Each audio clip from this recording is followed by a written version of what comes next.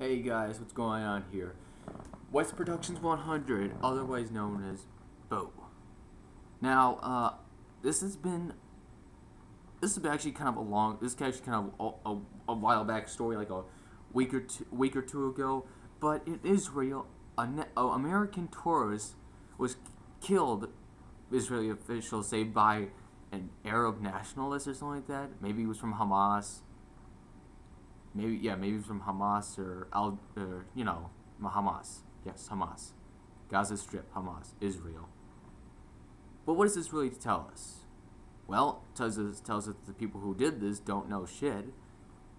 Because let's be honest here, people. Even if you are American, let's think about let's give a situation here. Suppose you are an American, and you see some sort of, God, I don't know, some sort of North Korean guy or Arab guy, and you think to yourself, oh well, the North Korean guy, oh yeah, well his nation's building nuclear weapons and blah blah blah, and you look at the Arab guy and you go, oh well he was responsible for 9/11 and like all the religious crazy stuff. So what do? You go and beat the crap out of the Arab guy or the North Korean guy, or you go ahead and beat the crap out of the Korean guy and you go ahead and beat the or you better or worst case scenario, you actually kill them, but and the story's over, right? Okay, so what does that really show, though? What does that really prove? What does that really show?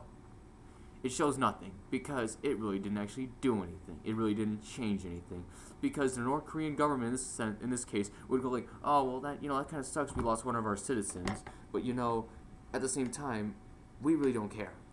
And Al Qaeda or the Taliban like, oh well, those dirty scumbag Americans. They killed an Arab person, but oh well, that sucks for him.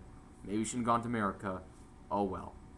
And this is exactly the exact kind of situation that was in Israel, because the Arab guys killed the American nationalists, and I was honestly wondering what was going through their heads when they did this.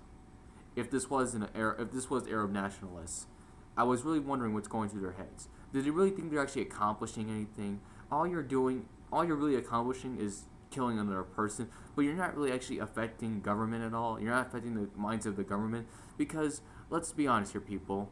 People don't actually matter in government. People don't make the decisions in government. So this is everyone. People in America don't make the decision to go to a war. The government does. Or maybe giant corporations have a little play in that too. But no, I mean, the American people have really no say in anything like that. Nothing. You can war protest. Maybe the government might react to that and it'll be hesitant, but overall, in the final decision, it's not ours. The people don't make the choices. The government does. So, getting back to this Arab nationalist or any kind of nationalist, let's just throw out a few random first case examples that would probably pop up in your head. A Russian nationalist, a Cuban nationalist, God, what else is there? Chinese nationalists? I have no idea. I'm kind of running out of ideas for nationalists. Maybe a communist nationalist? That really isn't a nationalist, though. That's an economic system.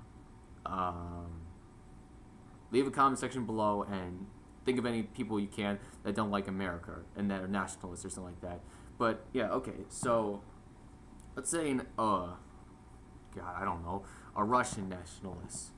Yeah, a Russian nationalist. Okay, and he's like, oh yeah, well, I hate America, and he sees some sort of American tourist in Moscow. Oh, you know what? I don't like them. Let's kill them. And his friend would probably be like, no, wait. We shouldn't kill them. What's that gonna do? That's not gonna do anything. And that's what it is. That's what the case is here, people.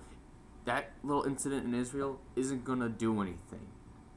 So for the Arab nationalists who killed them and thought they did something so big and glorified, no. Let's be realistic here. That didn't actually do anything, and it showed. There was not really any response from the government of the United States. And what would probably happen to these Arab nationalists if they there are two things. One, they run away and they'll never be seen again. in Israel or whatever, or two, they get captured and they get killed or they get sent to prison for life or something like that. That's all that's going to happen. The U.S. government isn't going to stop and pause and go, oh, this is so sad. They'll be more like, oh, yeah, oh, that sucks. An American tourist died. Okay, back to business. Next stop, don't ask, don't tell policies. Next stop, the relief for 9/11 workers. Next stop, Afghanistan war. They're not going to care. The American government isn't going to care. They'll just stop for 5 seconds and go, oh, that sucks. We lost 400 citizens in Israel. But that's it. They're just going to move on from there because it doesn't affect them personally. What you got to do is you got to affect them personally. And I'm not saying this as anything bad. I'm just saying this to be realistic because killing any citizen of any single country isn't going to do shit to that country's government because the government isn't going to care overall. They got their own interests. And in the long run, they're not going to care about some citizen that died. They're not going to care about some citizen that died on foreign soil. I'm West, and bye-bye.